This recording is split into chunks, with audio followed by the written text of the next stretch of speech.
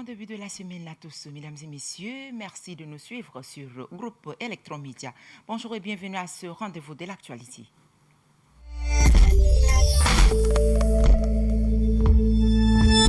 Le ministre de l'Éducation nationale et de la promotion civique, Aboubakar Assidik Dioroma, a lancé officiellement ce matin les épreuves du brevet de l'enseignement fondamental du titre de l'année 2024-2025. C'était au lycée de Diguel, le centre, dans le 8e arrondissement de la capitale. Au total, 126 423 candidats qui composent donc 462 centres répartis donc sur tout l'ensemble du territoire national. Bainadi Nicolas nous en dit plus. Ce lancement officiel de l'examen du brevet d'enseignement fondamental BEF par le ministre en charge de l'Éducation marque une étape cruciale dans le parcours scolaire des élèves. Cet acte symbolise non seulement la fin d'un cycle fondamental, mais aussi le début d'un nouveau chapitre pour des milliers de jeunes candidats. Ils sont au total 126 423 candidats qui composent dans 462 centres répartis sur l'ensemble du territoire national. Le ministre lance cet examen en ouvrant l'enveloppe du premier sujet sur l'épreuve de la rédaction contenant deux sujets au choix. Voici l'un des deux sujets suivants. Sujet 1, les réseaux sociaux constituent l'un des moyens de connaissance, d'apprentissage et de culture. Cependant, ils ont des aspects positifs et négatifs. Par sa présence, le ministre réaffirme l'engagement des autorités éducatives à garantir la transparence, l'équité et la rigueur dans le déroulement de ces évaluations. C'est également un signal fort adressé aux enseignants, élèves, parents et encadreurs, soulignant l'importance de cet examen pour l'avenir des jeunes et le développement du pays. Je voudrais, à cette occasion, exprimer ma satisfaction par rapport au bon déroulement de l'année scolaire d'abord et du début des examens. Cette année, c'est une année particulière en termes de stabilité, en termes de calme. Et nous venons de lancer les opérations d'examen. C'est l'occasion de souhaiter d'abord bonne chance à tous ces élèves-là et espérer que les examens se déroulent dans de bonnes conditions, dans le calme. J'appelle tous les élèves à être disciplinés, à être responsables, à penser qu'eux, ils sont d'abord l'image du système et l'image du pays, parce qu'ils sont le futur cadre du pays. Donc je lance un appel solennel pour leur dire de garder leur calme, travailler, compter sur leurs compétences, sur leurs capacités et faire en sorte que cette année qui a débuté dans la beauté se termine aussi dans la beauté et que nous aurions l'année prochaine des élèves qui vont passer dans le classe supérieure. Dans un contexte souvent marqué par des défis liés aux infrastructures, à la sécurité ou à la qualité de l'enseignement, ce lancement officiel met en lumière les efforts déployés pour assurer un climat propice à la réussite. Il conviendra maintenant de veiller à ce que tout le processus se déroule dans le respect strict des règles dans toutes les localités concernées. Bonne chance à tous les candidats. Et puis, après le lancement officiel, le premier sujet, notre reporter Bainadi Nicolas a tendu son micro à quelques candidats qui ont fini par les premières épreuves de la rédaction et qui trouvent le sujet abordable. Suivez leur impression. Le sujet de la rédaction est très facile. Ce qu'on a fait en classe, le prof nous a expliqué. Il nous a expliqué comment rédiger une rédaction. C'est facile aussi. Et notre première épreuve, c'était la rédaction. Mais ce n'était pas si difficile que ça. Bon, c'était sur les réseaux sociaux et on nous demandait d'exprimer notre avis sur les aspects positifs et négatifs des réseaux sociaux. Donc, on vient de sortir de l'épreuve de rédaction. Ils nous ont demandé les inconvénients et les avantages des réseaux sociaux.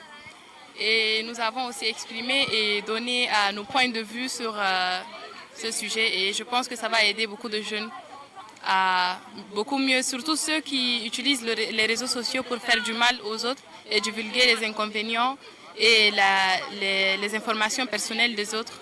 Ça va les aider à arrêter cela. Ici, nous avons commencé par les épreuves de rédaction. Et ces épreuves de rédaction, par rapport à moi, j'ai choisi le sujet, les réseaux sociaux. Parce que c'est un sujet tout d'abord intéressant. Donc c'est le sujet que j'ai choisi et j'ai travaillé dessus. On est en plein examen pour le bœuf noir. On a commencé avec des épreuves avec la rédaction. On a trouvé des sujets chouettes, ce sont des sujets à faire au choix.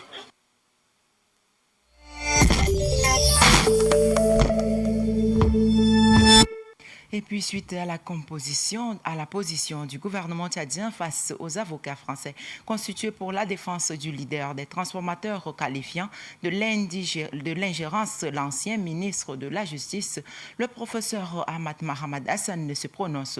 Suivez l'extrait de son intervention proposée par Madi Lembaye Alphonsine. Mais pas du tout, ce n'est pas une affaire politique, c'est pour ça que je dis qu'il n'y a pas une ingérence. Il n'y a pas une ingérence, pas du tout, pas du tout. Je suis désolé, c'est même humiliant pour un gouvernement responsable qui a des accords et qui a des précédents que je viens de citer, Arche de Zoé et l'affaire Brahim Idriss Déby Itno et autres. Tout ça, c'est des cas qui sont probants, qui sont restés récurrents dans nos archives. J'ai été garde des sceaux ministre de la Justice, je sais de quoi je parle. Et toute ma carrière, c'est la justice. J'ai commencé greffier avant d'être aujourd'hui professeur agrégé du droit public et des sciences politiques et formateur. La justice tchadienne n'a pas de marge de liberté. Elle est dans une situation de subordination vis-à-vis de l'autorité politique. Et donc, mais je sais que la pression est très forte et la question de la paix et la tension est très forte.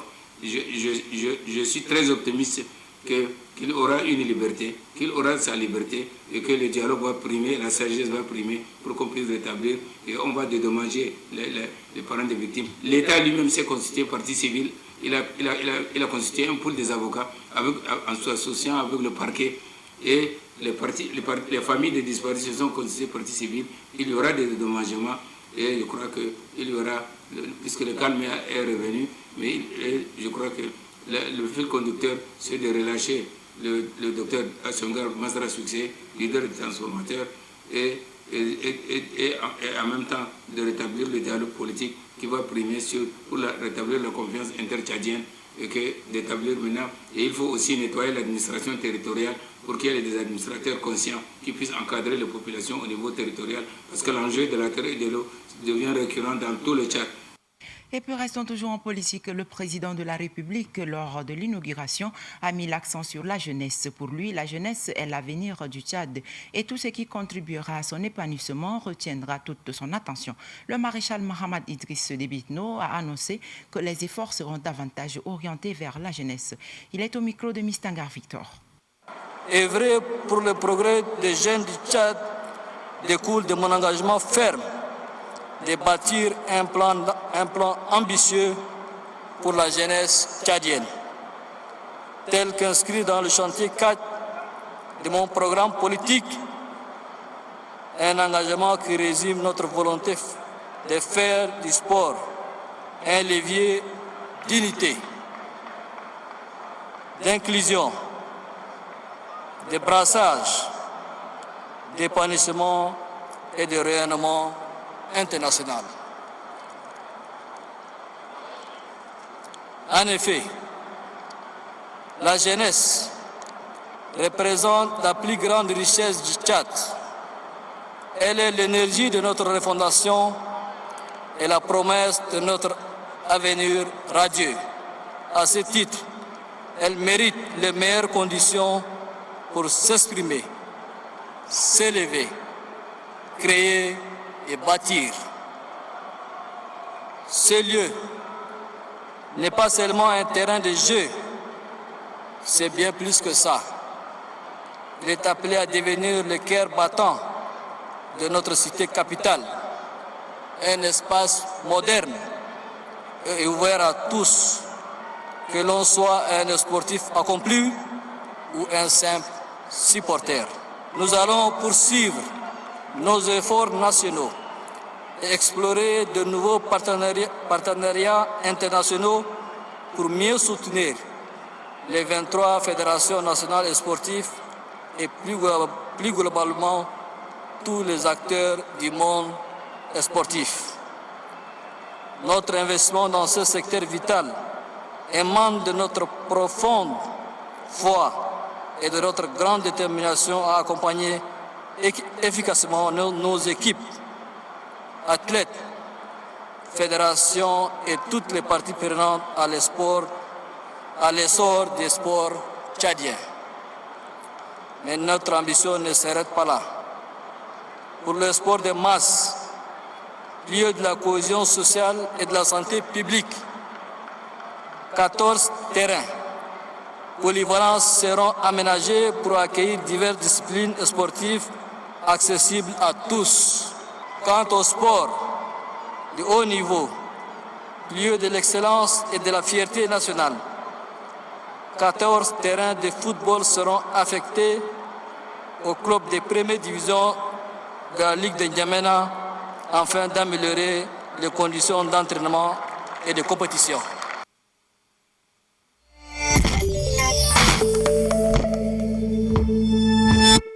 Et puis hier, la journée du dimanche 25 mai est marquée par la ferveur spirituelle.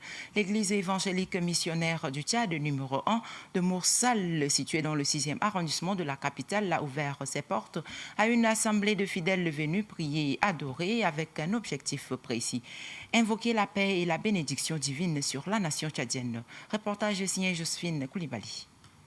Vêtue de blanc, symbole de sainteté et de pureté, la chorale dénommée les élus de Dieu a conduit les fidèles à exprimer leur foi à travers des chants et des prières ferventes appelant à l'unité et à la prospérité du pays. Oh, nous crions à toi ce matin, le restaurateur des brèches, Papa, le consolateur des affligés, le restaurateur, le pourvoyeur. Ce culte spécial témoigne de l'attachement profond des croyants à la stabilité et au bien-être du Tchad. Alors que les défis majeurs continuent de marquer la vie nationale, les fidèles, dans une atmosphère sereine et empreinte de foi, ont renouvelé leur engagement à accompagner la nation à travers la prière et l'action. Nous voulons te laisser que tu gouvernes le Tchad. Nous voulons que, Seigneur, te laisser que tu prends toute l'autorité des Tchad. Nous prions, Seigneur, que tu prends la justice, parce que tu as dit, la justice élève la nation. Au-delà de l'instant de recueillement, ce dimanche a été un moment fort où le spirituel s'est mêlé aux aspirations d'un peuple en quête de paix. Il illustre le rôle central de l'Église en général et de celui des fidèles en particulier. C'est un moment de restauration pour moi, un moment de recevoir, un moment d'intercession. C'est un moment pour passer en la présence de Dieu, un moment d'intimité.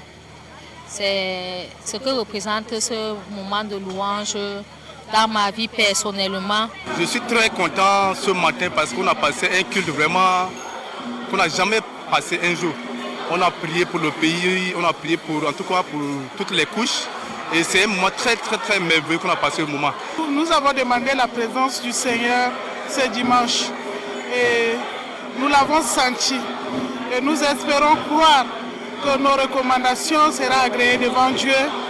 Et c'est notre prière de tous les jours. Nous voulons que notre pays vive dans la paix, qu'il y ait la justice, qu'il y ait la cohabitation pacifique. Le cœur battant de 525 personnes au rythme d'une quête de paix n'était pas seulement le reflet des désirs individuels, mais d'une aspiration collective profondément enracinée dans les âmes de ceux qui exigeaient un futur où la sérénité primerait sur le tumulte.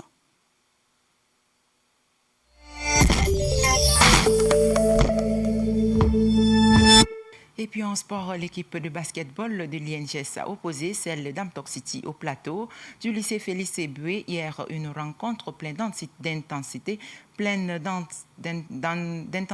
Les deux équipes ont offert un spectacle digne aux supporters. Frida Kemtem nous parle. Les premières minutes ont été marquées par une bataille acharnée pour la possession, dont chaque équipe tente d'imposer son rythme de jeu. Amtok City, avec sa réputation de rapidité en contre-attaque, a mis la pression sur la défense de INGS dès qu'elle en a eu l'occasion. La mi-temps a vu plusieurs occasions de part et d'autre. L'INGS a tenté de percer l'équipe adverse par des tirs courts et des mouvements intelligents, tandis qu'Amtok City s'est montré dangereux sur les ailes, cherchant à déborder et à centrer. Avec l'effort des joueurs, repoussant les tirs et interceptant les centres, ils soldèrent avec un score de 63 à 41. Vraiment, c'est une satisfaction pour nous, pour toute l'équipe, parce que On s'était vraiment préparé pour ce match. Donc le résultat a donné... c'était un très bon résultat, donc vraiment, nous sommes satisfaits. On a sérieusement préparé parce que même en aller, on les a gagnés. Et on a doublé des entraînements pour arriver à ce résultat. L'équipe était vraiment physique, mais nous, on est technique. Donc vraiment, on a profité de cette petite opportunité-là pour enfin arriver à ce résultat. Les dernières minutes du match ont été particulièrement tendues avec des attaques répétées et une défense héroïque d'Amtok City. Mais loin de se décourager, malgré cette victoire de l'équipe, n'empêche que leur coach dévoile sa frustration. Le match, selon moi, ça s'est bien passé, sauf qu'il y a quelques imperfections du côté de mes joueurs et c'est ce qui nous a coûté. Mais je ne vois pas le mal. Il faut faire des erreurs pour s'entraîner et rehausser. On a eu à bien corriger des choses, mais le joueur reste ce qu'il est. S'il refuse de faire ce que son entraîneur lui dit, ce n'est pas l'entraîneur qui va entrer sur le terrain pour lui demander de faire ceci. Pour gagner un match, un joueur, tu dois chercher à comprendre ce que l'entraîneur te dit pour t'amener vers la victoire. Au coup de sifflet final, le score était de 63 à 41 en faveur d'Amtok City. Ce match a démontré la qualité des deux équipes et l'engagement de leurs joueurs. Le public a pu apprécier une belle partie du basket, riche en rebondissements et en émotions. Et pour finir, le Retro Sport de la semaine avec la rédaction vous convie à un voyage captivant au cœur de l'actualité sportive des stades tchadiens aux pelouses européennes, des décisions institutionnelles aux performances de haut vol. Revivez les temps forts d'une semaine rythmée par la passion, la mission et les émotions. Baïdixem Sadok avec le récit de Mbaïnadi Nicolas. La semaine sportive du 25 mai s'ouvre sur une page historique avec l'inauguration officielle du stade olympique Maréchal Idriss Déby Itno. À cette occasion, le ministre de la Jeunesse et des Sports, Maïdé Hamid Loni, également président du comité d'organisation, a procédé à la remise solennelle d'équipements sportifs aux deux clubs appelés à disputer le match de gala inaugural. En présence du président de la Ligue provinciale de football de N'Djamena, Mohamed Abdoulaye Ardèche, et des responsables des clubs concernés, ce geste symbolique marque le coup d'envoi d'un événement national aux retombées multiples. Dans la même dynamique, le Tchad s'est joint à la communauté internationale pour célébrer la Semaine mondiale du football. À l'initiative de la Fédération tchadienne de football association, plusieurs activités ont été programmées à travers le pays, parmi elles une rencontre mémorable entre les anciens SAO et les vétérans. Disputée au stade de Paris-Congo, s'est conclue sur une victoire des anciens SAO par 3-2. Une belle manière de célébrer le sport roi dans la fraternité et la nostalgie. Sur un autre registre, la Croix-Rouge du Tchad a officialisé un partenariat promoteur avec la Fédération tchadienne de football association en lui remettant un lot de kits de premier secours. La cérémonie de remise s'est déroulée le vendredi 15 mai dans les locaux de la Fédération. Le don réceptionné par Ahmed Medogo Evakis, membre du comité exécutif, illustre une volonté conjointe de renforcer la sécurité et le professionnalisme dans les compétitions sportives.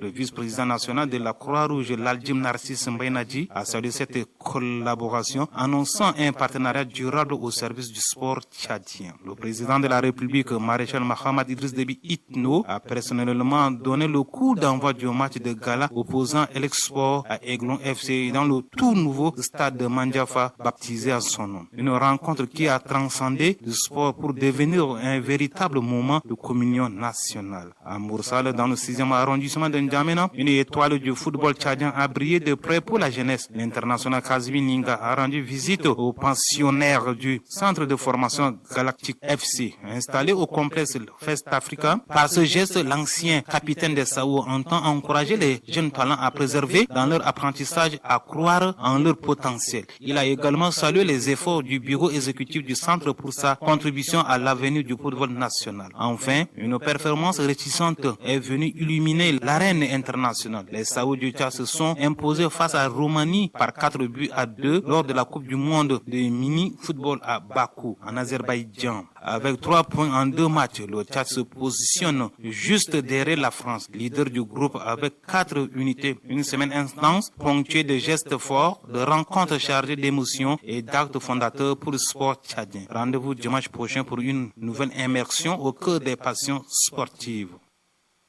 Seul, on va plus vite, mais ensemble, on va plus loin. Proverbe africain. Et c'est tout pour cette édition, mesdames et messieurs. Merci de nous avoir suivis. Merci à toute l'équipe de la rédaction. Au revoir.